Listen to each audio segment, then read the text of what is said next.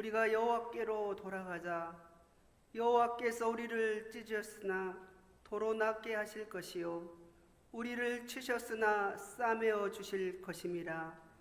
여호와께서 이틀 후에 우리를 살리시며 셋째 날에 우리를 일으키시리니 우리가 그의 앞에서 살리라.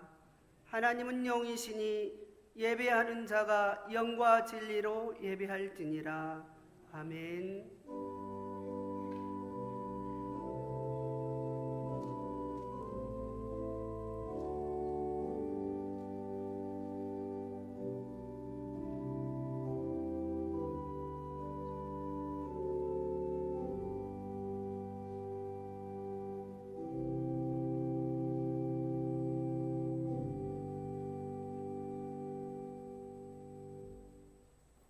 사랑이 많으신 하나님, 따뜻한 봄 기운이 온 땅에 가득 내려앉은 좋은 계절을 주신 것에 감사드립니다. 따뜻한 햇볕으로 얼어붙었던 땅을 풀어주심과 같이 저희들의 차가운 가슴도 녹여 주옵소서. 따뜻한 마음으로 대지를 만져주심과 같이 이 시간 메마르고 황폐해져 있는 저희들의 마음도 성령의 바람으로 부드럽게 만져 주옵소서. 이 예배를 통하여 냉담했던 우리의 마음이 새롭게 변화를 받아 순전한 믿음으로 하나님을 경배하게 하여 주옵소서. 사순절 기간을 보내고 있사오니 들려주시는 말씀을 통해서 우리 마음의 십자가 사랑이 더 깊이 새겨지기를 원하오며 예수님의 이름으로 기원하옵나이다. 아멘.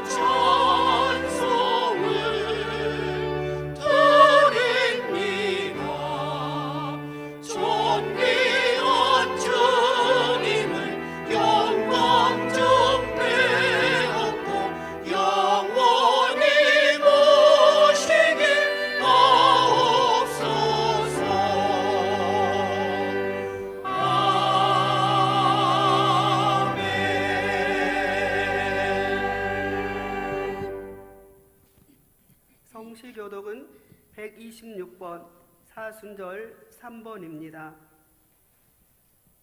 여호와여, 나의 영혼이 주를 우러러 보나이다. 나의 하나님이여, 내가 주께 의지하였사오니 나를 부끄럽지 않게 하시고 나의 원수들이 나를 이겨 개가를 부르지 못하게 하소서.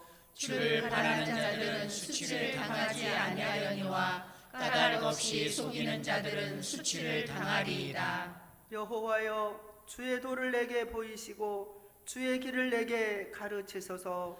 주의 진리로 나를 지도하시고 교훈하소서. 주는 내 구원의 하나님이시니 내가 종일 주를 기다리나이다. 여호와여, 주의 긍휼하심과 인자하심이 영원부터 있사오니 주여 이것들을 기억하옵소서. 여호와여, 내 젊은 시절의 죄와 허물을 기억하지 마시고 주의 인자하심을 따라 주께서 나를 기억하시되 주의 선하심으로 하옵소서. 여호와는 선하시고 정직하시니 그러므로 그의 도로 죄인들을 교훈하시리로다. 온유한 자를 정의로 지도하시며 온유한 자에게 그의 도를 가르치시리로다. 여호와의 모든 일은 일은 그의 언약과 증거를 지키는 자에게 인자와 진리로다. 아멘.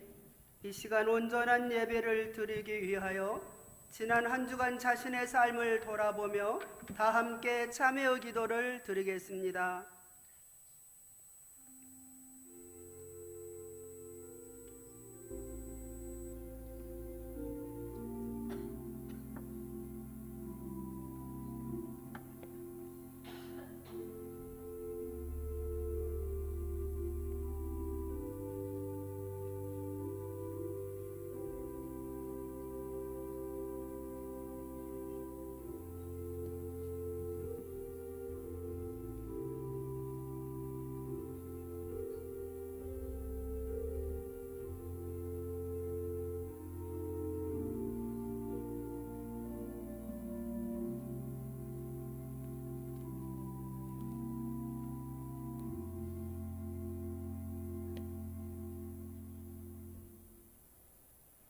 하나님은 말씀을 통하여 우리에게 제3을 위한 은총의 말씀을 주십니다.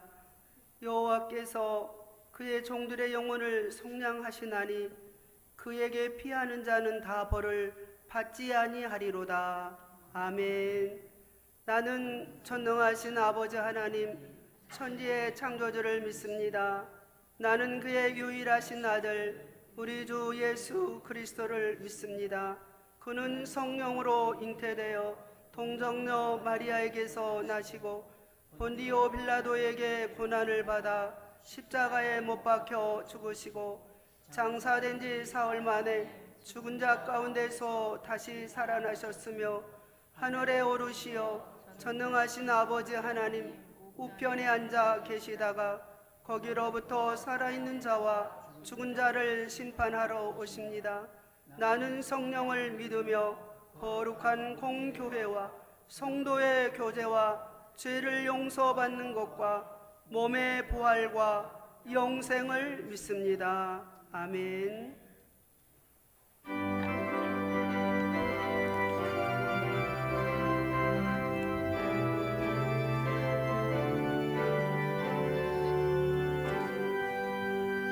내가 늘 의지하는 예수 나의 상처 입은 심령을 불쌍하게 여기사 위로하여 주시니 내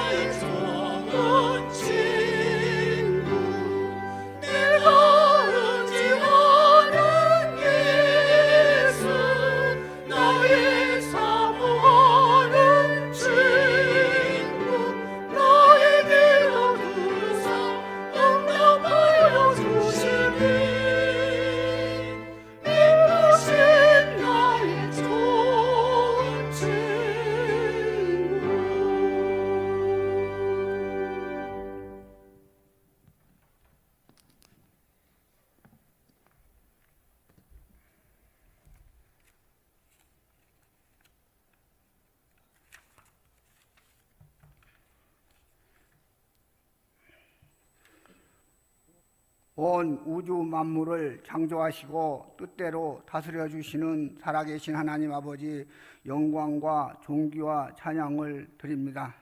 하나님 아버지, 오늘은 사순절 세 번째 주일입니다. 이 귀하고 복된 날, 주님의 십자가에 인간의 죄를 위하여 지키시고 피 흘리심을 깨달지 못하고 어리석고 잘못된 죄악에서 인간을 우상화하는 곳곳에 퍼져가는 죄악 날로 온 세계로 확산되는 코로나19로 엄청난 전염병 확산으로 주일 예배를 마저 자유롭게 하나님께 드릴 수 없는 처지에 이르렀습니다. 하나님 아버지, 불쌍히 여기시고 하루속히 코로나19가 종식되고 퇴출되게 하시옵소서. 많은 확진자들 하루속히 치유되고 건강 회복되어 일상으로 돌아가게 하시옵소서. 이를 위해 수고하시는 의료진과 행정, 지방, 중앙 모든 봉사자들을 피곤치 않게 하시고 건강 지켜 주시옵소서. 하나님 아버지, 성도 모두가 함께 하나님께 찬양과 경배로 예배드릴 수 있도록 인도하여 주시옵소서. 오는 4월 15일은 국가가 정한 21대 국회의원 선거일입니다. 하나님을 두려워하며 나라와 국민을 위하여 바른 정치를 잘할 수 있는 참신한 일꾼들로 선출되어 성수된 대한민국을 발전하는 이민족 되어지게 하시옵소서. 하나님 아버지, 우리 동북교회를 사랑하시어 여기까지 인도하시고 지켜주심을 감사드립니다. 원하옵기는 4월 19일, 26일 직원선거를 계획하고 있습니다. 신앙으로 잘 훈련되고 하나님 뜻에 합당한 일꾼들로 필요에 따라 많이 세워주시어 교회가 남원의 대표 교회로서의 역할을 잘 감당할 수 있도록 성장, 발전하여 말씀으로 새로워지는 교회로 든든히 세워져 가게 하시옵소서. 주차장 포장 공사 준비합니다. 안전하게 잘 공사가 마무리되어지게 하시옵소서. 오늘 또 전 교인이 함께 한자리에서 예배드리지 못하고 영상으로 가정에서 예배드리는 성도들과 이곳에 함께한 모두에게 정성으로 기도로 준비된 말씀 전하실 김본준 유인 목사에게 영역을 갑절로 주시어 말씀이 성도들의 마음밭이 옥토가 되어 생명을 살리는 은혜의 시간 되게 하여 주시옵소서. 지금 이 시간에도 여러 가지 질병과 부상, 노환으로 병원과 가정 여러 가지 시설에서 고통과 환우를 치료하는 성도들 위로하여 주시고 회복의 은혜를 내려 주시옵소서. 성도들 한 주간도 흔들림 없는 경건하게 사순절을 지키는 모두가 되기를 원하옵니다. 부활하사 다시 오시는 예수 그리스도 이름으로 기도드립니다. 아멘.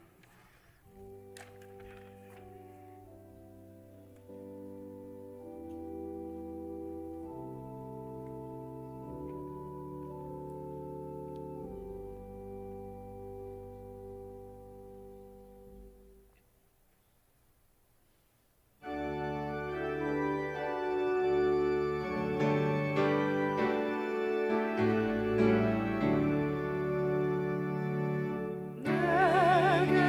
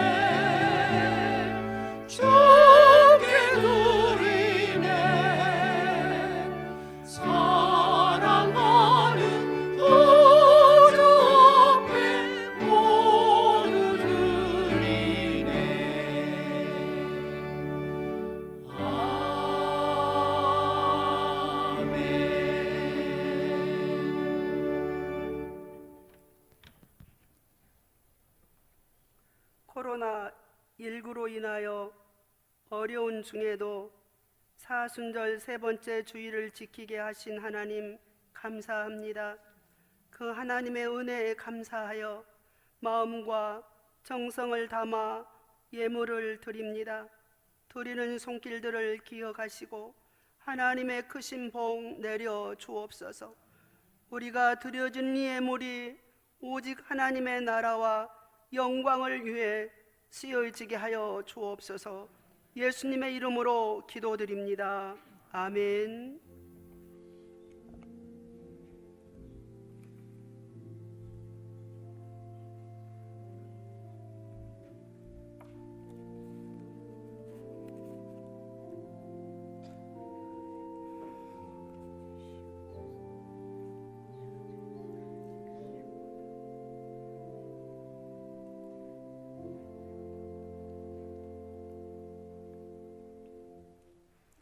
오늘 하나님께서 우리에게 주시는 말씀은 고린도후서 1장 8절에서 9절 말씀입니다.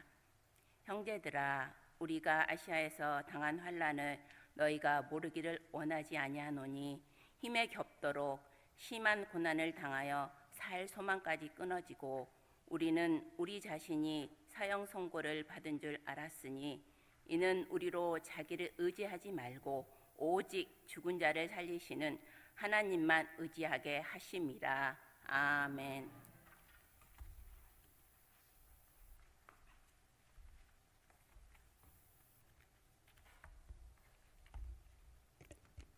교회 소식입니다.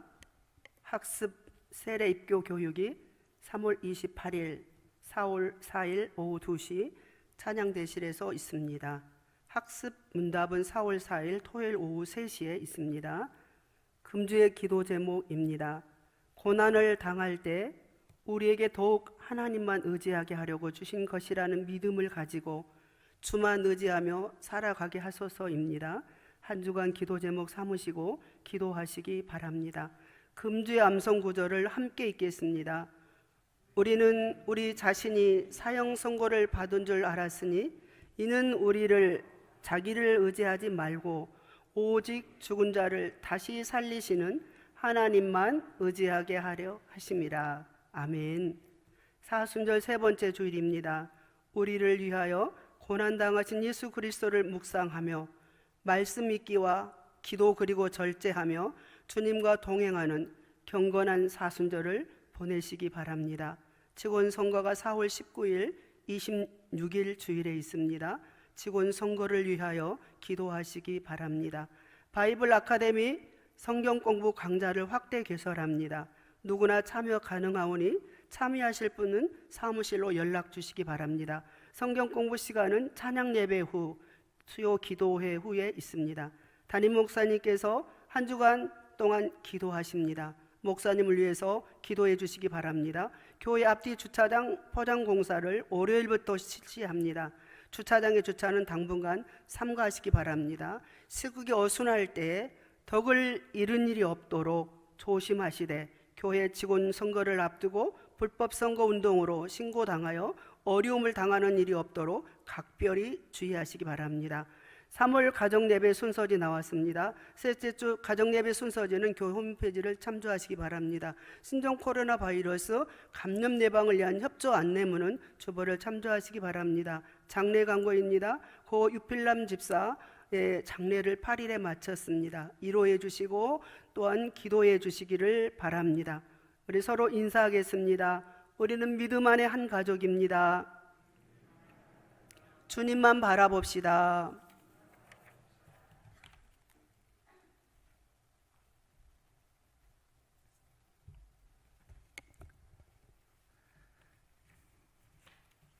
기도하겠습니다. 하나님 아버지, 지난 한 주간도 이 코로나 바이러스의 영향 때문에 여러 생활들이 제약을 당하고 또 우리가 예배당에 모여 함께 예배를 드리지 못하는 상황 속에서도 또 저희를 한 주간 지켜주시고 오늘이로 다시 주일을 맞이하여 사순절 세 번째 주일을 예배함으로 영광 돌리게 하심을 감사드립니다. 비록 이 예배당에 나와 함께 모여 예배 드리지 못할지라도 각 가정에서 삶의 자리에서 예배를 드리며 말씀에 참여하는 모든 성도들이 이 시간 하나님께 주신 위로부터 내리는 하나님의 은혜 양식을 받고 또 우리 마음을 주 앞에 드리며 믿음을 새롭게 하는 복된 은혜의 시간이 되게 하여 주시옵소서. 종을 붙들어 주시고 온전히 성령님의 도구로만 사용하여 아버지의 영광을 드릴 수 있도록 인도해 주시옵기 원하오며 예수님의 이름으로 기도합니다. 아멘.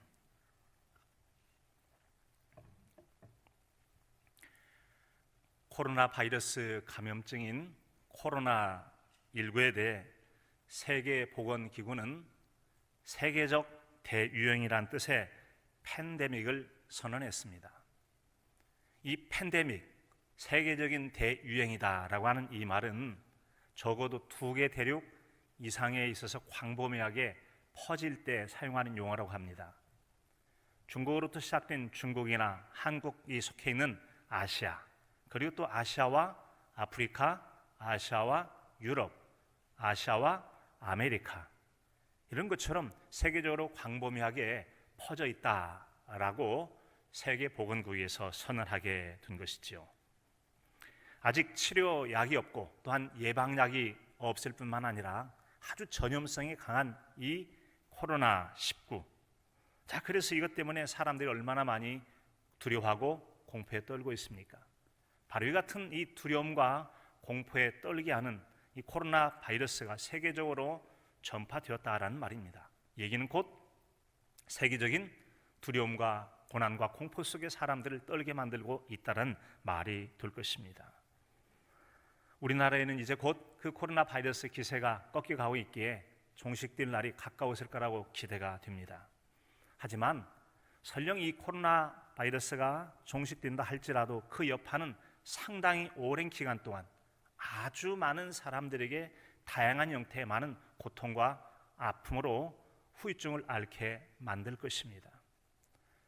어떤 상처가 있게 되면 그곳에는 상처 이후에 흉터가 남는 것처럼 이 코로나 여파로 여러 가지 산업 경제 여건들, 가정 생활들, 또 가족을 잃어버린 여러 사람들, 너무나 많은 슬픔과 아픔과 고통을 겪고 있는 사람들의 이야기가 전해져 오고 있습니다.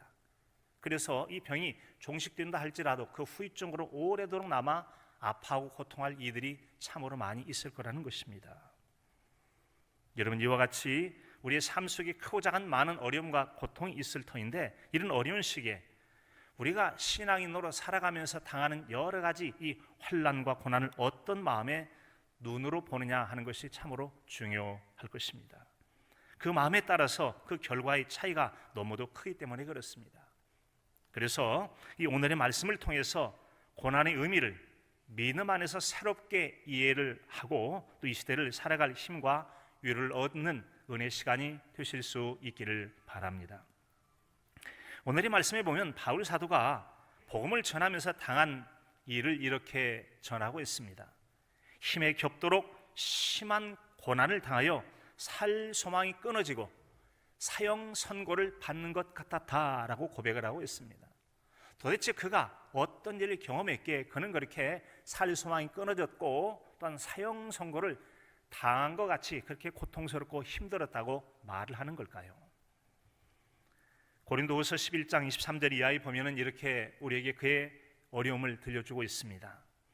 내가 수고를 넘치도록 하고 옥에 갇히기도 더 많이 하고 매도 수없이 맞고 여러 번 죽을 뻔하였으니 유대인들에게 40에 하나 감한 매를 5번 맞았으며 3번 태장으로 맞고 1번 돌로 맞고 3번 파선하고 일주야를 깊은 바다에서 지냈으며 여러 번 여행하면서 강의 위험과 강도의 위험과 동족의 위험과 이방인의 위험과 신의 위험과 광야의 위험과 바다의 위험과 거짓 형제 중에 위험을 당하고 또 수고하고 애쓰고 여러 번 자지 못하고 줄이며 목마르고 여러 번 굶고 춥고 헐벗었노라 라고 고백하고 있습니다. 이 바울 사도가 예수 그리스도를 믿는 이 구원의 감격으로 인해서 세계 도처에 다니면서 예수 그리스도의 십자가의 구원의 복음을 증거했습니다. 그리고 많은 곳에 교회를 세웠습니다. 이처럼 은혜의 감격 속에 복음을 증거하고 교회를 세워가는 과정 속에 유대민족인 동족을 비롯한 이런 자연재해를 비롯한 여러 가지 상황 속에 말로 다할 수 없는 크고 작은 고난과 핍박을 당했다고 들려주고 있습니다. 이 고린도서가 만약에 우리에게 있지 않았더라면 어쩌면 바울 사도가 스스로 자신이 고난당한 것을 별로 다른 곳에 보이지 않기 때문에 이가 얼마나 이 복음과 함께 큰 고난을 당했는지, 복음을 전하고 전도를 하고 이 땅에 하나님의 교회를 세우는 과정 속에 그가 겪었던 어려움을 우리는 충분히 이해하지 못했을 것입니다. 그런 의미에서 고린도서는 우리에게 그의 고난을 알게 하고 그의 고난을 향한 새로운 시각을 통해서 우리 믿음을 돕는다는 의미에서 얼마나 감사한 선물인지 모르겠습니다. 여러분, 그가 이처럼 당한 고난을 말로 헤아릴 수 없이 다양한 방면에 여러 가지 것들이 있는데 그 중에 한 가지만 좀 더 자세히 살펴보려고 합니다. 그는 고백합니다. 그가 수없이 감옥에 들어가서 매를 맞기도 했는데 그는 40에 하나 감한 매를 5번을 맞았다라고 말하고 있습니다. 일반적으로 죽이지 않을 정도의 아주 중죄인을 향해서 벌을 내릴 때 40대를 쳐라 라고 하는 거죠. 그런데 40대를 맞다 간혹 죽는 경우가 있기 때문에 그렇게 사람 패다가 죽으면 이 때린 사람이 자기 벌을 당할 수 있기 때문에 그 중에 하나를 감하는, 혹시 더 많이 때려도 문제가 될 수 있기 때문에 실수하지 않고 또 안 죽을 만큼만 매질을 하기 위해서 40에 하나 감한 매를 때렸다고 하는 겁니다. 자, 여러분, 5번을 맞았다. 4, 5, 20 다 맞으면 200 되겠죠. 5번 하나씩 감했으니까 195대 안 죽을 만큼 매질을 당했다라고 하는 것을 들려줄 수 있습니다.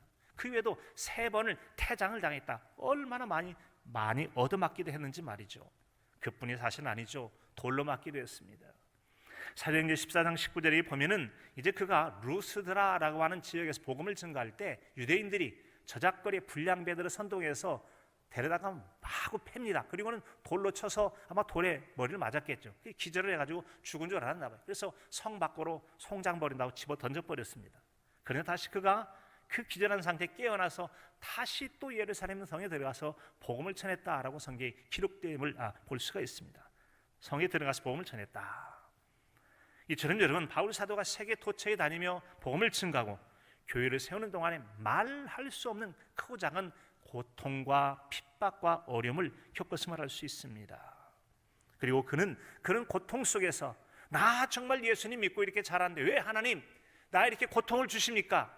하나님의 선한 일을 하면 좀 봐줘야 되고 지켜줘야 되고 안전하게 마음껏 주님의 일에 전심전력해야 되는 거 아닙니까? 라고 충분히 원망 불평할 수도 있을 터인데 그는 그렇게 고백하지 않는다는 겁니다.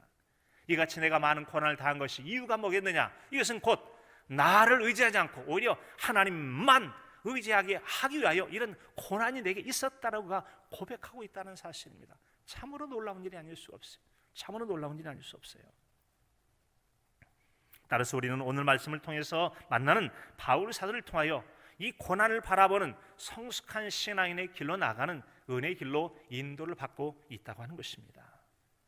그 말씀은 첫째로 우리에게 고난을 바라보는 새로운 시각을 갖게 하는 도움을 주고 있습니다. 사람이 참 시각이 중요하죠. 무언가를 잘 볼 수 있는 이 눈이 좋은 시력도 중요합니다만 무언가를 바라보는 이 관점으로서의 시각이 참으로 중요합니다. 이 시각이란 말이 사전에서 보니까 사물이나 현상을 바라보거나 바라보는 그런 바라보고 파악하는 그런 각도 또는 입장이라고 말해주고 있습니다. 앞을 못 보는 시각 장애인이 있습니다. 그런 것처럼 어떤 상황에 대해서 바르게 바라보고 정확하게 파악하는 그런 건강한 그런 시각, 입장을 갖는 게 중요합니다. 그러지 못할 때는 우리는 바로 여러분 육적인 시각 장애에 있는 것처럼 판단 장애를 가지고 살아간다고 볼 수 있습니다. 그런 경우 두 가지 경우를 생각할 수 있죠. 그것은 능력의 한계가 있을 수도 있고 관점이 잘못돼서 정확하게 파악하지 못하고 바로 보지 못하는 경우가 있을 수 있다는 겁니다. 능력이 부족한 것 채워가면 됩니다. 그러나 관점이 잘못된 것은 바르게 잡지 않으면 아무리 그가 능력이 많고 경험이 많고 대단한 사람이라 할지라도 늘 뒤틀리고 왜곡되게 볼 수밖에 없기 때문에 건강한 관점을 갖는 것은 매우 중요한 일입니다. 고난을 좋아할 사람은 아무도 없을 것입니다. 또한 이 고난을 피해갈 사람도 아무도 없습니다. 따라서 우리는 기왕 당하는 이런 고난에 대해서 어떤 관점, 어떤 시각을 갖느냐가 참으로 중요하다는 것입니다. 어떤 이들은 이 고난이라고 하는 것은 무조건 피해야 될 걸 생각합니다. 저주처럼 재앙처럼 여깁니다. 아무짝에 쓸데도 없고 소용도 없고 그저 나쁘기만 하다고 여기는 사람도 있을 수 있다는 점이죠.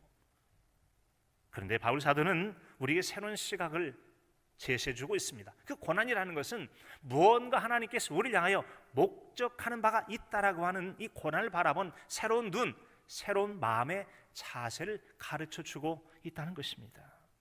이처럼 바울 사도는 고난을 하나님을 의지하게 하는 도구라고 하는 관점으로 바라보고 있으므로 우리에게 고난을 바라보는 새로운 관점, 새로운 눈, 새로운 마음 자세를 제공해 주고 있습니다. 그렇다면 그에게는 그 고난이 사람들이 겪을 때 느끼는 느낌을 새롭게 하는 그의 경험을 우리에게 함께 나눠주는 걸 알 수 있어요. 똑같은 고난이라 할지라도 이것은 그냥 나쁘고 두렵고 고통스럽기만 하다라고 하는 것보다는 이 고난은 하나님 무언가 목적하신 바가 있어 더 하나님을 의지하게 하는 거야. 그렇다면 고난을 당할지라도 그것이 기분 나쁘고 불쾌하고 아주 고통스럽게만 한 것이 아니라 의미가 있고 또 다른 감사를 발견하고 하나님께서 이 고난 이후에 무언가를 새롭게 할 그 뭔가 있지 않을까 기대감을 갖게 한다는 점에서 고난을 맞이하는 자세가 다르고 느낌이 새로워질 수 있다는 점입니다. 그는 오늘 말씀 9절에 말씀합니다. 우리는 우리 자신이 사형 선고를 받은 줄 알았으니 이는 우리로 자기를 의지하지 말고 오직 죽은 자를 다시 살리시는 하나님만 의지하게 하려 하심이라. 그것은 새로운 관점이 무엇입니까? 고난, 이것은 나쁜 거다, 저주다, 재앙이다 그런 눈으로 아예 바라보지 않았습니다. 고난, 그것은 우리가 잘못된 신앙으로 나만 의지하고 내가 전부인 것 같고 내가 대단한 것처럼 나를 의지하는 관점에서 내려놔, 네가 아닌 하나님을 의지해야지 라고 하는 우리가 자신을 의지하는 삶의 자세를 바꿔서 하나님을 의지하는 새로운 삶의 자세로 우리를 바꿔주는 아주 귀한 도구로 이해하고 있다는 점입니다. 이처럼 바울 사도의 고백은 매우 심각하고 고통스러운 상황조차도 신앙인의 관점으로 바라볼 새로운 눈을 주고 새로운 마음 자세를 갖고 새로운 자세로 고난을 맞설 수 있도록 우리에게 도움을 주고 있다는 거예요. 고통이라는 선물이라는 책을 쓴 세계적인 한센병, 우리말은 문둥병이라고 말하죠. 이 한센병의 권위자인 폴 브랜드 박사의 이야기가 있습니다. 그가 어느 날 하루 종일 한센병을 돌본 일을 마치고 양말을 벗게 되는데 오라, 이 발뒤꿈치에 감각이 없는 거예요. 순간 좀 두려운 마음이 있었습니다.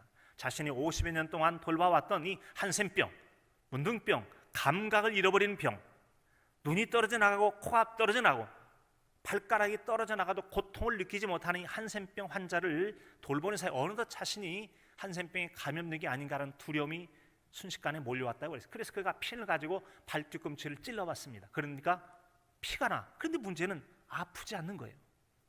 밤새도록 고민에 빠졌습니다. 내가 비로소 이제 한센병이 걸렸나 보다. 그리고는 다음날 아침에 다시 한번 일어나서 또 한번 뒤꿈치를 찔러봤습니다. 여러분, 생사를 반으로 찔러대면 아파요, 안 아파요? 말할 수 없이 아프죠. 그래서 그는 소스라치게 아픈 것을 놀라게 느끼게 됩니다. 그리고 그가 이렇게 고백해요. 고통이야말로 하나님이 우리에게 주신 가장 큰 선물 중에 하나라고 말하는 것입니다. 지난 50년 동안 고통을 느끼지 못하고 신경이 완전히 마비된 한센병 환자들을 바라보면서 고통신경이 없어지면 인간이 얼마나 비참해진 그런 삶을 사는지 지난 50년을 두 눈으로 바라봤거든요. 그래서 그는 이 고통을 만드신 하나님께 감사합시다. 나는 하나님께서 고통을 만드신 것보다 더 좋은 일을 하실 수 없다라고 생각합니다 라고 했어요. 하나님 우리에게 하실 수 있는 최고의 일 중에 하나가 바로 고통을 느낄 수 있다는 것이 가장 잘한 일 중에 하나라고 얘기하는 겁니다. 그는 고통을 바라보는 시선이 완전히 바뀌었다고 하는 것이죠. 사랑하는 성도 여러분, 이 폴 브랜드 박사나 바울 사도와 같이 고난, 고통이라고 하는 것이 그저 나쁘고 저주스러운 것만이 아니라 우리에게는 하나님이 주실 수 있는 최고의 선물을 주셨다라고 하는 그런 눈과 마음 자세로 바라보게 된다면 결코 고난을 다 피하기만 하고 없어야 될 것만으로 여기지 않을 것이라는 겁니다. 사랑하는 성도 여러분, 지금 어떤 어려움과 어떤 고난과 어떤 핍박과 어떤 수고로움 가운데 살아가고 계십니까? 오늘 바울 사도가 자기에 닥한 말할 수 없는 크고 작은 무수한 고통과 핍박과 어려움조차도 이것은 나를 의지하게 함이 아니라 하나님만 의지하게 하려고 하는 하나님께서 나에게 선물을 주신 도구라고 여겼던 이런 새로운 시각과 자세를 가지고 여러분의 삶을 새롭게 살아가는 은혜가 있기를 간절함으로 축복합니다. 두 번째로는 자기가 아닌 하나님만 더욱 의지하게 하려 함이다 라고 하는 말씀입니다. 무리로 자기를 의지하지 말고 오직 죽은 자를 다시 살리시는 하나님만 의지하게 하려 함이라. 이제 우리는 시각이 바뀐 눈을 가지고 고난을 바라볼 수 있게 될 것입니다. 고난은 나쁜 것이 아니라 의미가 있고 하나님의 목적 있는 도구가 될 수 있다. 그런데 이 목적 있는 도구는 내가 아닌 하나님을 의지하게 하는 매우 가치 있는 소중한 도구라고 말하는 것입니다. 자, 여러분, 우리는 인생을 살아가면서 뭔가 의지할 것이 있어야 할 것입니다. 왜인가 하면 우리는 완전한 존재가 못 돼요. 연약하고 부족하고 또 우리가 스스로 할 수 없는 감당치 못할 일들이 세상에 너무나 많기 때문에 그렇습니다. 그래서 이 세상을 살아가는 사람들에게는 서로가 서로를 의지하며 살아가는 게 참으로 중요해요. 한자에 보면은 사람 인자는 두 작대기가 서 있듯이 두 사람이 섰을 때 온전하게 설 수 있다라고 이렇게 한자를 표현하기도 하잖아요. 어떤 이는 말하기를 하나님께서 독취하는 걸 좋지 않게 여기고 그에게 짝을 지어줌으로 돕는 배필을 줘 온전한 한 가정, 한 삶을 이루어 살도록 하셨다. 혼자보다는 둘이 낫기도 하죠. 둘이 낫기도 해요. 이런 것처럼 여러분, 서로가 서로를 돕는 사람으로 살아가는 게 참으로 중요합니다. 우리가 겪는 모든 고난이 우리 하나님을 의지하지 않고 자신을 의지해서 생긴 거라고 볼 수는 없습니다. 하지만 분명한 사실은 우리가 세상을 살아가면서 겪는 무수한 고난들 가운데는 내가 나를 의지해서 하나님을 의지하지 않는 믿음 때문에, 순전하지 못한 믿음 때문에 생겨나기도 한다는 것이죠. 어디 그뿐이겠습니까? 고난으로 하여금 우리에게 하나님 더 의지하게 한다라는 이 말은 우리가 당하는 고난과 역경이라고 하는 것은 우리가 도무지 다 감당하지 못할 것들이 너무도 많다는 거예요. 어떤 건 우리가 작은 문제 스스로 해결합니다. 하나님 안 계셔도 할 수 있습니다. 하나님 안 도와주셔도 해낼 수 있습니다 라고 스스로 해낼 수가 있어요. 그런데 어떤 경우는 점점 이것이 감당하기가 쉽지 않은 그런 일이 있을 수 있습니다. 이거 혼자 안 되겠네. 누군가 좀 도움이 필요한데 누구에게 도움을 청할까? 하나님이 아닌 이런저런 이웃의 사람들의 도움을 청할 수도 있고, 기능과 재능과 방법들, 여러 가지 기술적인 면들의 도움을 얻으려고 여기저기 도움을 요청할 수도 있을 것입니다. 분명한 것은 우리가 도무지 감당하지 못하며 이겨낼 수도 없는, 그래서 고난 가운데 자신의 한계를 인정할 수밖에 없는 그런 크고 작은 많은 고난들이 있게 된다는 것입니다. 그때 비로소 우리는 하나님 항복입니다. 하나님이 도와주셔야 됩니다. 더 이상 저를 의지하지 않겠습니다. 제가 주님 앞에 주신 재능과 능력과 기회를 통해 모든 관계를 통해 성실히 살긴 하겠습니다. 그러나 제 모든 삶 속에 전적으로 내 인생의 주권이나 능력도 하나님께만 온전하심을 믿고 하나님만 의지하며 살겠습니다라고 하는 새로운 신앙과 마음의 자세와 태도를 갖게 된다면 이보다 더 소중한 가치가 여러분 어디에 있겠습니까? 그래서 우리는 때때로 고난이나 역경을 통해서 우리의 한계를 만나게 되어지고, 도무지 감당하지 못할 때 하나님 도와주세요, SOS, 누군가의 도움을 요청하듯 하나님의 존재를 새롭게 깨닫게 된다는 것입니다. 그런 의미에서 고난이라는 것이 우리에게 하나님을 발견하고 인간의 한계와 또 자신의 부족을 절감하면서 하나님을 찾게 만드는 귀한 의미가 있기도 하죠. 이처럼 여러분, 마땅히 우리가 자신이 아닌 하나님만 의지해야 되는데 하나님 대신에 자신을 의지하다가 낭패를 당한 사람들이 적지 않다는 겁니다. 역대하 16장 7절에 보면은 그때 선견자 하나니가 유다 왕 아사에게 나와 그에게 이르되 왕이 아람 왕을 의지하고 왕의 하나님 여호와를 의지하지 아니하였으므로 아람 왕의 군대가 왕의 손에서 벗어났나이다. 일반적으로는 전쟁을 할 때 스스로 자기 나라 군대만으로 힘이 약하면 이웃 나라에 파병 요청을 하죠. 그래서 서로 동맹 관계를 맺고 대적과의 싸움에 전쟁에 나가게 된다는 거죠. 그런데 이 아사 왕, 어릴 때 참으로 좋은 믿음으로 시작했던 이 아사 왕이라는 사람이 전쟁에 나가게 되어지는데 먼저 하나님께 도와주세요, 하나님께 기도하고 방법을 찾고 도움을 입는 대신에 먼저 아람 왕, 이웃 나라 왕에게 도움을 요청했다는 겁니다. 그런데 결론은 어떻게 되었다는 거죠? 아람 왕조차도 그의 손에서 벗어나 버리게 되고 말았다. 하나님께 도움을 받지도 못할 뿐만 아니라 도움을 요청했던 그 원정 군대까지 떠나게 되어지므로 그의 결과는 비참해질 수밖에 없는 거죠. 비참해질 수밖에 없어요. 그래서 역대하 16장 9절은 말씀합니다. 여호와의 눈은 온 땅을 두루 감찰하사 전심으로 자기에게 향하는 자들을 위하여 능력을 베푸시나니 이 일은 왕이 망령되어 행하였은즉 이후부터는 왕에게 전쟁이 있으리다 하매, 하나님을 의지하지 않고 인간적인 생각으로 사람의 힘에 의지했기 때문에 이제는 하나님께 당신을 막아주지 않고 앞으로 전쟁 꽤나 많이 겪을 거려 많은 어려움을 당할 것입니다 라고 그에게 들려주고 있는 것입니다. 우리가 서로 인생을 살아가면서 서로 신뢰관계를 맺고 의지하며 살아가는 게 참으로 중요합니다. 비록 우리가 절대적인 하나님의 힘을 믿고 의지하며 살아가기는 해야 됩니다만, 그러나 그렇다고 사람 사이에 서로 관계나 서로 힘이 되고 의지하는 이웃관계를 결코 무시해서는 안 됩니다. 성경에도 보면 이웃, 신앙 공동체, 서로가 서로를 세워주고 서로가 서로를 위로하며 서로가 함께 세워져 갈 것을 말씀해 주기 때문에 우리는 절대적인 하나님의 신뢰 외에도 사람 사이의 신뢰도 매우 중요합니다. 만약에 누군가의 인간관계 속에서 신뢰를 무너뜨린다고 하는 것은 자신이 다시 건너가야 될 다리를 무너뜨리는 것과 똑같아요. 그래서 자신이 다시 건너갈 다리가 없게 된다면 자신은 고립되고 말 거예요. 그래서 우리는 서로 간의 신뢰관계, 서로 의지하는 좋은 관계를 잘 맺어가는 게 참 중요합니다. 일보다도 사람이라고 그랬잖아요. 사람이 훨씬 더 중요해요. 자, 여러분, 이처럼 우리가 좋은 신뢰 관계를 맺고 살아가야 되는데, 자, 여러분, 이처럼 신뢰 관계를 맺고 살아갈 때 때로는 이런 신뢰 관계가 좋기는 합니다만 인간적으로 그를 신뢰하고 믿음을 갖고 따르는 데 있어서 이 인간적 신뢰라고 하는 것이 때로는 우리에게 하나님을 의지하는 눈을 가로막고 오히려 하나님 음성을 듣지 못하게 하는 장애물을 작용해서 커다란 손해를 볼 수도 있다는 점을 생각해 볼 수 있습니다. 인간관계, 인간의 의지든 서로의 의지됨, 힘듦이 중요합니다만, 그러나 이것을 더 의지하다가 하나님보다 더 의지하다가 커다란 손해를 볼 수 있다는 점이죠. 의지하지 않는 것도 문제지만 의지하는 것이 약해서 우선순위가 뒤바뀔 때도 문제가 될 수 있다는 겁니다. 사도행전 27장 9절 이하의 말씀입니다. 바울 사도가 복음을 증거하다가 잡히게 됐고, 자, 그 문제로 인해서 로마로 압송되어 가는 과정 속에 아데나무떼노라고 하는 이 배를 타고 이제 로마로 압송되는 여정 중에 있었습니다.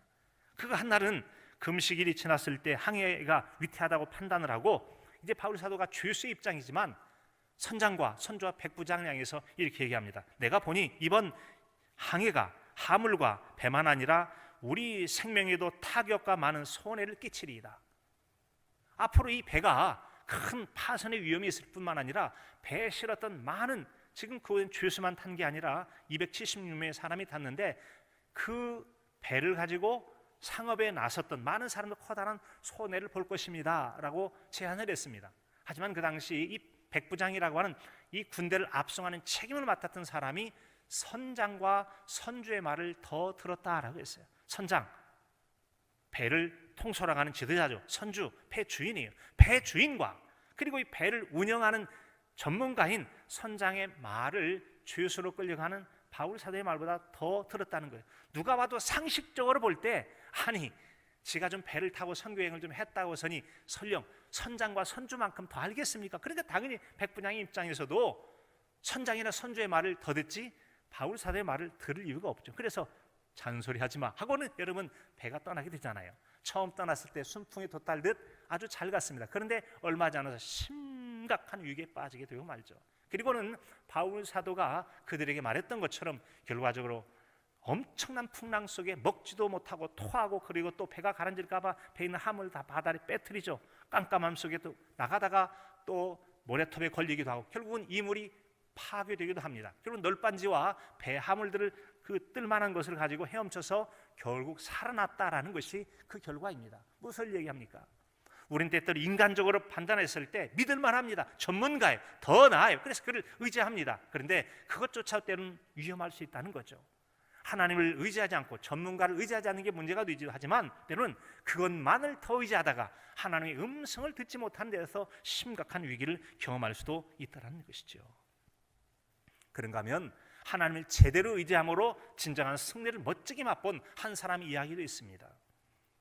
사무엘상 17장 이야기. 사무엘상 17장 하면 딱 떠오르는 게 있죠. 다윗과 골리앗의 이야기입니다. 사울왕 때 이야기죠. 이 골리앗이라는 사람은 정말 대단한 사람이었습니다. 그는 가드 사람이라 그의 키는 6규빗 한 뼘. 한 규빗은 보통 이 팔꿈치부터 중지 끝이니까 제 팔만 해도 약 한 45cm 돼요. 긴 사람은 52cm가 된다고 그래요. 6규빗이면 여러분 45cm라도 얼마가 되죠? 둘이면 얼마예요? 90이에요. 그 다음에 넷이면 얼마 되죠? 180이에요. 또 그 다음에 6이면 얼마큼 되죠? 2m 70이 넘어요. 거기다 한 뼘이니까 3m가량 되는, 여러분 우리와 상상할 수 있는 엄청난 거인입니다.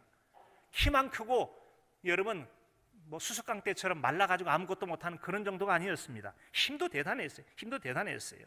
머리에는 노투를 쓰고 몸에는 비늘 갑옷을 입었고 또 다리에는 녹 각반을 찼고 어깨에는 노창을 메었다. 그 창자루는 배틀채 같았다. 배틀채같이 창자루가 이따만큼 굵은 거예요.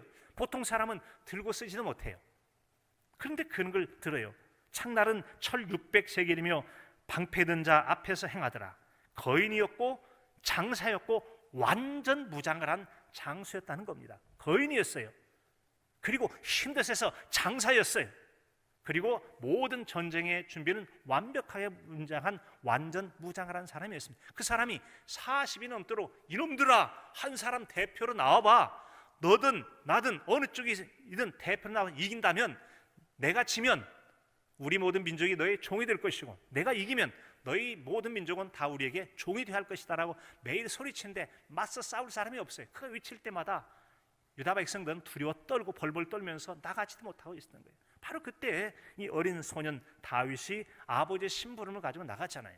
처음엔 엘리압이라는 형 때문에 많이 책망받기 교만한 것이 자랑하기를 좋아한다고 아주 했지만 오해했죠.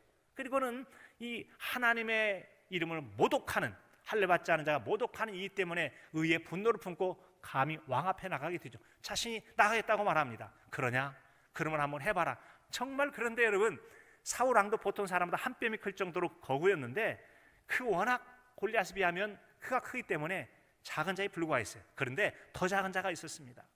왕이 혹시 너 이 싸움에 나갔다가 위험할지 모르니까 내 갑옷을 입어라. 그런데 여러분 어린아이에게 부모님의 기다란 그 롱코트를 입혀준 것처럼 질질 끌 만큼 너무 커요. 불편합니다. 이거 활동이 부자연스러워요. 저 이거 벗고 갈래요. 그리고는 여러분 시냇가에서 매끄러운 물맷돌 5개를 준비해서 막대기와 물맷돌을 준비해서 서로 맞짱 뜨게 되지 않습니까? 그 맞짱 떴을 때 그는 무엇을 의지했습니까? 무엇을 무장했습니까? 머리에 투구를 썼습니까? 의의 호심경을 찼습니까? 각반을 찼습니까? 비늘옷을 입었습니까? 아무것도 입지 않았습니다. 아무것도 입지 않았어요. 그런데 무슨 믿는 구석이 있다고 감히 그렇게 어린 꼬마둥이가 3m가량이 되는 엄청난 거구 골리앗을 맞설 수 있다는 거예요. 기뿐만 아니라 장사이고 완전 무장한 그를 어떻게 이겨내겠다는 겁니다. 근데 그에게는 믿는 구석이 있었어요. 믿는 구석이 있었습니다. 그는 이렇게 고백합니다. 다윗이 블레셋 사람에게 이르되 너는 칼과 창과 탄창으로 내게 나아오거니와 나는 만군의 여호와의 이름 곧 내가 모욕하는 이스라엘 군대의 하나님의 이름으로 내게 나아가노라. 또 여호와의 구원하심이 칼과 창에 있지 아니함을 이 무리에게 알게 하리라. 전쟁은 여호와께 속한 것인즉 그가 너희를 우리 손에 넘기시리라. 그리고는 여러분 이 주머니에 돌을 꺼내서 물맷돌과 함께 힘껏 던져서 그의 이마에 박혔다라고 그랬어요. 이마에 박히니 땅에 엎드러지니라. 그리고 달려가서 그는 그가 들고 있던 칼로서 그의 목을 베음으로 그 싸움에 승리했다고 말하고 있습니다. 여러분 어떻습니까? 자신의 큰 체구에서 나오는 힘과 창과 방패를 의지한 골리앗과 연약하지만 살아계신 만군의 여호와의 이름, 그를 믿고 의지하여 나갔던 다윗과의 싸움에 누가 이겼습니까? 우리는 그 결과를 너무나 잘 알고 있습니다. 세상 속에서는 여러분 자신을 믿는 사람이 있는가 하면 타인의 도움을 의지하는 사람이 있기도 합니다. 그런가 하면 타인의 도움을 받긴 하지만 타인이란 또 다른 사람의 힘을 의지하는 사람인가 하면 타자의 존재인 하나님을 믿는 사람이 있기도 합니다. 어떤 사람이 가장 강력한 사람이 있을까요? 우리는 혼자도 좋지만 누군가와 함께 더불어가면 도움이 될 수도 있습니다. 그러나 이 도움을 주는 주변의 사람도 그 능력의 차이에 따라서 우리에게 도움이 되고 의지가 되는 힘의 차이가 크게 날 것입니다. 그러나 골리앗과 같은 장수랄지라도 기골이 상대하고 장사이고 완전 무장을 한 자라 할지라도 살아계신 만군의 여호와의 하나님의 능력을 맞서 싸우지는 못하게 될 것입니다. 그러면 우리에게 이 말씀 우리에게 이런 교훈을 줍니다. 사람을 의지하지 않고 하나님을 의지하게 하려 함이라.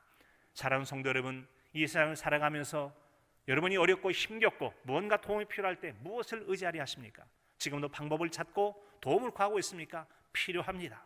적절한 방법, 적절한 도구, 적절한 도움이 될 만한 사람을 찾는 것도 필요합니다. 그러나 우리에게 그 어떤 것보다 궁극적으로 하나님을 의지할 때 참된 복도 누리고 형통도 누리고 진정한 승리도 얻게 될 줄로 믿습니다. 그러므로 시편에 성경에 보면 무수한 이런 신앙 고백들이 있습니다. 나는 내 활을 의지하지 아니할 것이라 내 칼이 나를 구원하지 못하리라. 시편 44편 6절입니다. 46편 6절에는 자기의 재물을 의지하고 부유함을 자랑하는 자는 아무도 자기의 형제를 구원하지 못할 것이라 말씀해요. 그러면 시편 84편 12절에서는 만군의 여호와여 주께 의지하는 자는 복이 있나이다. 하나님을 의지하는 자에게 하나님께 복을 주실 줄로 믿습니다. 잠언서 11장 28절입니다. 자기의 재물을 의지하는 자는 패망하려니와.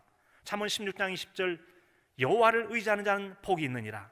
28장 25절 여호와를 의지하는 자는 풍족하게 되느니라. 29장 25절 사람을 두려워하면 올무에 걸리거니와 여호와를 의지하는 자는 안전하리라. 잠언 30장 5절 하나님은 그를 의지하는 자의 방패신이라. 하나님을 의지하면 하나님께서 막아주시겠다고 하는 것입니다. 따라 사랑하는 성도 여러분, 우리의 이 땅을 살아가면서 여러 가지 의지와 힘 삼을 것들이 많이 있겠지만 그 적정한 것들을 머리나 능력이나 재주만 의지하지 않고 사람만 의지하지 않고 참으로 전능자요 능력자요 우리에게 참된 복과 평안과 안전한 길을 인도하실 하나님만 의지함을 통해서 자신의 약함을 알고 하는 의지함을 통해서 진정한 하나님의 도우심 안에 승리를 이루어가는 저와 여러분의 삶이 될 수 있기를 간절함으로 축복합니다. 세 번째로는 고난을 가장 유익되게 살아갈 수 있는 길을 우리에게 가르쳐 주었다라고 하는 것입니다. 자신은 사형 선고를 받은 줄 알았던 이 고난, 그럼에도 불구하고 자신을 의지하지 않고 죽은 자를 다시 살리신 하나님만 의지하게 함을 통해서 아하, 이 고난이라는 게 얼마든지 유익될 수 있다라고 하는 새로운 관점을 우리에게 가르쳐 줬다는 겁니다. 그래서 여러분, 고난은 변장된 축복이란 말이 여러분 있지 않습니까? 당장에는 매우 버겁고 피하고 싶은 것입니다. 하지만 이 고난이 주는 유익이 있다고 성경에서 얼마나 많이 증언하고 있고 또한 믿음의 사람들이 실제 삶을 통해서 우리에게 보여주고 있습니까? 그렇습니다. 오히려 고난과 역경을 겪음을 통해서 고난과 역경을 겪기 이전보다 훨씬 더 나아진 상황으로 더 많은 유익을 얻었음을 우리에게 들려주고 있음을 보게 됩니다. 고통보다 깊은 이라는 책을 쓴 폴 트루니에라고 하는 분이 쓴 책에 보면 고통 자체는 창조적인 것이 아니지만 고통 없이는 또한 창조적인 사람이 되기 어렵다. 고통 자체가 창조적이진 않아요. 그런데 고통을 겪으면서 너무나 굶주렸어요. 배고팠어요. 실패했어요. 그런 상황 속에서 어떻게 하면 살아날 수 있고 성공할 수 있을까 궁리하다가 창조적인 힘을 얻게 되는데 그런 창조적인 힘은 고통 속에서 발견하게 되더라라고 하는 것입니다. 그래서 사람을 자라게 하는 것은 고통이 아니지만 고통이 없이는 사람이 또한 성장할 수도 없다라고 말해주고 있습니다. 고통은 영혼의 창을 열어준다는 말도 있지 않습니까? 이런 그런 것처럼 이 고통이라는 것이 우리에게 많은 새로운 삶의 변화를 주는데 한 조사에 의하면 고난이 오면 70% 이상이 사람들이 하나님에게 나온답니다. 그런데 형통이 오면 10%의 사람밖에 하나님 곁에 나오지 않는다는 겁니다. 어떤 사람이 막 잘되고 복받으면 아이고 내가 하늘에 복받았기 때문에 이 은혜에 감사하기 위해서 하나님께 나아가야지.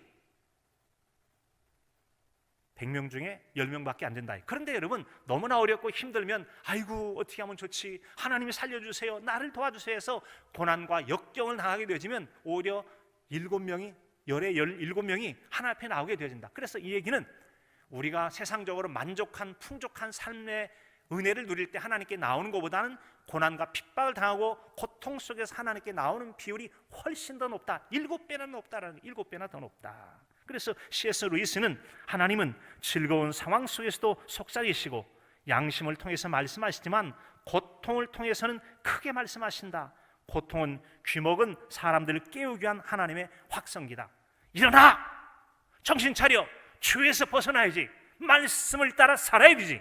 그래서 우리에게 이 우리의 영혼을 일깨우는 확성기 역할을 하는 것이 바로 고통이라는 거예요. 고통을 통해서 자신의 죄악을 돌아보기도 하고 새롭게 우리 마음을 새롭게 하는 그런 변화를 경험하게 된다는 거죠. 그래서 성경에 보면은 고난당한 것이 내게 유익이라 이로 인하여 내가 주의 율례를 배우게 되었다고 말씀하고 주의 말씀을 지키겠다라고 말씀합니다. 그냥 평범하게 살고 은혜롭게 살고 풍족해서 주일도 빼먹고 마음대로 놀러다니고 그러는데 그냥 만사형통이에요. 그러다 어느 날 덜커덕 어려움을 겪게 되면 아차, 내가 하나님께 잘못해서 하나님께 바로 섬기지 않고 믿음 떠나니까 믿음의 자리 되돌아오고 나의 고난을 주셨구나. 그때서 깨닫고 고난 가운데 돌아오지 만사형통하면 끝까지 안 돌아오는 사람이 훨씬 더 많아요. 우리 고통 때문에 돌아오는 경우가 7배나 더 많다는 겁니다. 사랑하는 성도 여러분, 우리는 우리의 순결하고 하나님만 전심적으로 의지하는 이 신앙을 허무는 여우를 잡아야 됩니다. 포도원을 허무는 여우를 잡는 것처럼 우리가 순전하고 흠없이 오직 하나님만 의지하는 신앙생활을 살고자 할 때 이것을 무너뜨리는 여우 같은 여러 가지 것들을 막아내야만 할 것입니다. 그리고 우리는 주님 앞에 순결한 신부로 서기 위한 자신을 단장해 가야 될 줄로 믿습니다. 에스더가 왕비로 서기 전까지 자신을 향품과 온갖 기름으로 예쁘게 단장하고 왕 앞에 서기까지 자신을 단장해 갔습니다. 우리는 언젠가 그리스도의 순결한 신부로 주님 앞에 서야 될 사람입니다. 그날까지 고난이라는 도구를 통해서 자신을 순결한 신부처럼 아름답게 그리스도의 신부로 자신을 준비해가고 단장함을 통해서 오히려 이 고난은 하나님만 의지하고 나에게 고난이 유익되어진다는 이 신앙의 가치를 가지고 오늘 당한 여러 가지 어려움과 고통을 믿음으로 승리해가는 저와 여러분의 삶이 되실 수 있기를 간절함으로 축복합니다. 하나님 아버지, 고난을 바라보는 새로운 시각 그리고 하나님만 의지하는 믿음을 가지고 내게 당한 이 모든 고난들이 나에게 순결한 그리스도의 신부로 훈련해가는 복된 계절을 삼는 이 은혜의 계절, 그래서 빼앗긴 봄과 같은 이 계절을 은혜의 계절로 만들어가는 우리 모두에게 하여 주시옵소서. 예수님의 이름으로 기도합니다. 아멘.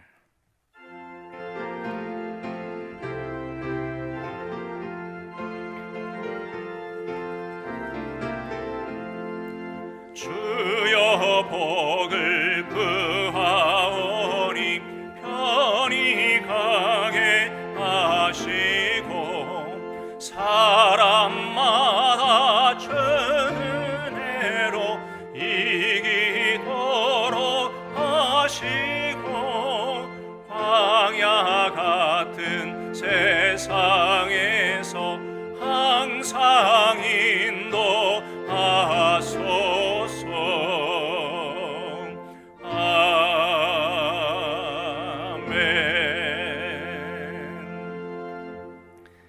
이제는 우리 구주 예수 그리스도의 은혜와 하나님 아버지의 극진하신 사랑하심과 성령님의 감화감로 교통 역사하심이 우리가 당하는 크고 작은 고난을 만날 때에 이것이 하나님을 의지하게 하려 함이라는 새로운 은혜의 마음과 은혜를 우리에게 복된 도구로 삼고자 하여 우리의 신앙을 새롭게 살기를 원하는 동부의 모든 권속들 머리 위에 가정과 자녀와 삶 위에 이대로 함께 하시기를 간절히 축원하옵나이다.